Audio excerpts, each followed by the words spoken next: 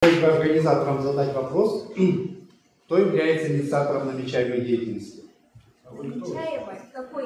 Асан Таулет, житель города Усть-Илимск. Уточните, пожалуйста, вопрос, какой намечаемой деятельности? То есть вы собираетесь, грубо говоря, предлагаете построить АЭС в Казахстане.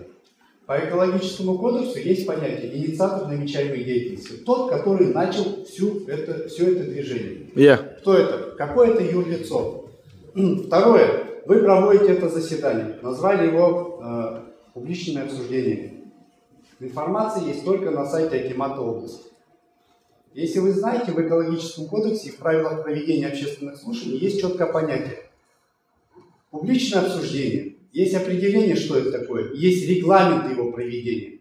Вы должны заблаговременно подавать специальные объявления в СМИ, в места массового скопления людей. Вместо этого вы сделали 9 ноября краткое сообщение на сайте Акимата. Еще один момент. Мне нравится, как тут спикеры выступают. Все выходят и первым делом говорят: мы поддерживаем это решение. Дальше начинают говорить свои опасения, доводы. Коллеги, вы как можете поддерживать что-то, о чем вы еще ничего не знаете? Нам не дали ни одного документа, ни одних проектных технических решений.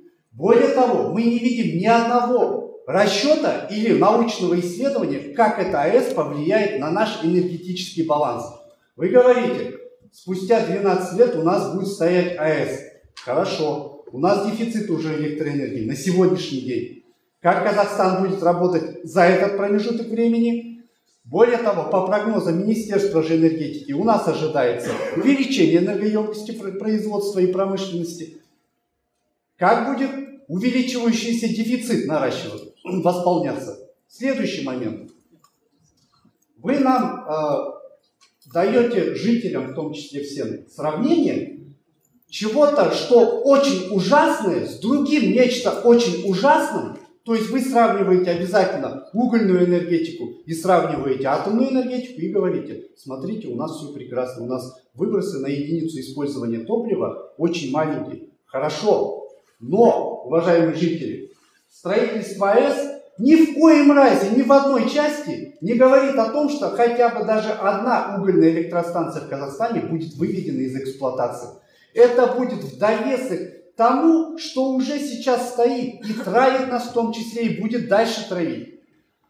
Поэтому, почему нам сейчас в экологическом кодексе есть четкое понятие? Альтернатива достижения намечаемой деятельности.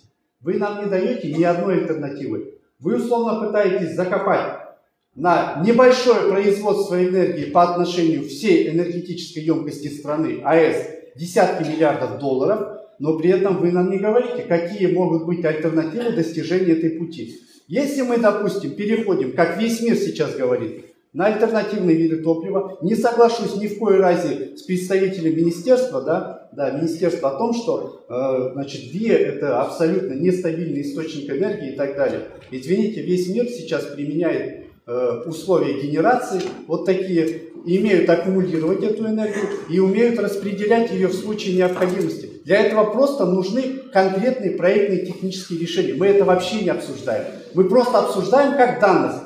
Мы говорим, будет АЭС через 12 лет.